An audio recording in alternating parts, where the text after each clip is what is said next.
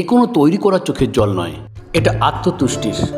বিগত 5 তারিখে আমার চ্যানেলে একটি ভিডিও ছেড়েছিলাম, সেখানে দেখিয়েছিলাম মাতৃসদনে একটি বিরল অস্ত্রোপচার, যেখানে 5 ঘন্টার অস্ত্রোপচারে একটি রোগীকে সম্পূর্ণ সুস্থ করবার প্রচেষ্টা চলে। মাতৃসদনের এই চিকিৎসায় তিনি কতটা সন্তুষ্ট, চলুন ওনার মুখ থেকেই শুনে নিই। আপনার নাম কি? নিখিল সরকার। কেমন আছেন আপনি এখন? ভালো আছি। কি জন্য ভর্তি হয়েছিলেন? দাঁতের কি প্রবলেম ছিল? দাঁতের ক্যান্সার হয়েছিল। এখন সুস্থ? এখন সুস্থ। আগে কি সমস্যা হচ্ছিল কি আপনার? সমস্যা দাঁত এইখান দিয়ে মাড়ি থেকে একদম মানে হয়ে গেছিলো। তারপরে সে হাবড়া করলাম, দেখালাম, তারপরে ওইটা পাঠালো বাউচিতে, বলে ওটা ক্যান্সার হয়ে গেছে।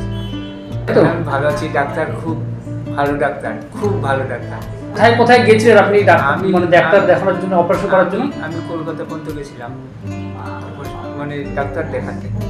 তো সেখানে কি বললো যে অনেক খরচ হবে? অনেক খরচ হবে, এখানে আমি কম খরচে।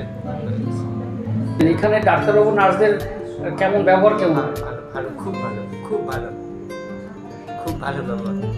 যে ডাক্তারবাবু আপনার অপারেশন করেছে, হ্যাঁ, সেই ডাক্তারবাবুকে কি বলতে চান? আমি তাকে ভগবান বলতে চাই, আমি তাকে ভগবান বলতে চাই, ভগবান। হ্যাঁ, সত্যি যে সমস্ত ডাক্তারবাবুরা আমাদেরকে নতুন জীবন দেয়, আমাদের কাছে তারাই হলো ভগবান। আজ তার ছুটি, তাই আপনাদের সামনে ভিডিওটি তুলে ধরছি। কদিন ধরে ভর্তি আছেন এখানে? আমি এখানে 4 তারিখ থেকে ভর্তি। ডাক্তারবাবু কালকে ছুটি দেবে। কালকে ছুটি দেবে? তো বাড়িতে আনন্দ তো হচ্ছে নাকি, অনেকদিন পরে যাচ্ছেন যে? মানে মানুষ জোর রাখো, কিচ্ছু হবে না, সব ঠিক হয়ে যাবে। মানুষের কাছে কি বার্তা? আসলে কারোর রোগ হোক সেটা আমরা চাই না। তারপর রোগ হলে সে রোগী হবে, রোগী হলে ট্রিটমেন্ট যদি ঠিক হয় তাহলে সে ভালো হয়ে যাবে।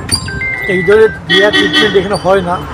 শুধু মানে পরিষেবা আছেন তার সরাসরি ট্রিটমেন্টটা করার জন্য উনি এখন ভালো আছেন। আমি মানে ঈশ্বরের কাছে কৃতজ্ঞ যে আমাদের মাধ্যমে এমনটা অপারেশন হয়েছে, যে অপারেশনের ফলে উনি এখন ভালো আছেন। আমি ঈশ্বরের প্রার্থনা করি উনি আরও ভালো আছেন।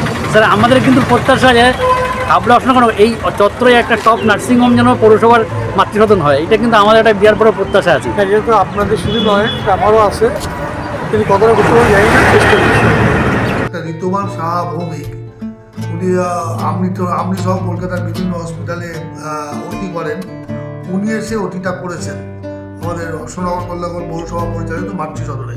ডিসেম্বর মাসের 4 তারিখে অ্যাডমিশন হয়েছিল, 24 ডিসেম্বরের লাস্ট দিনে আজকে ছুটি হলো।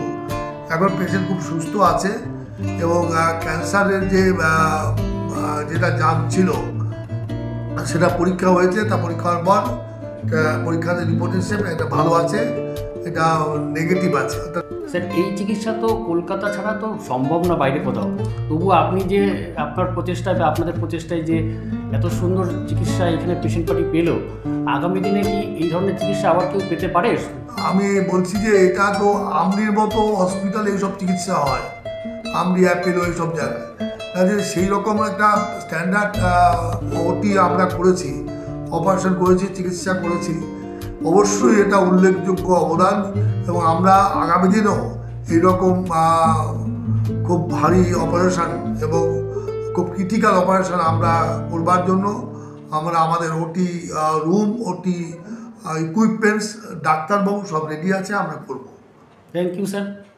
শুভ নববর্ষ। শুভ নববর্ষ।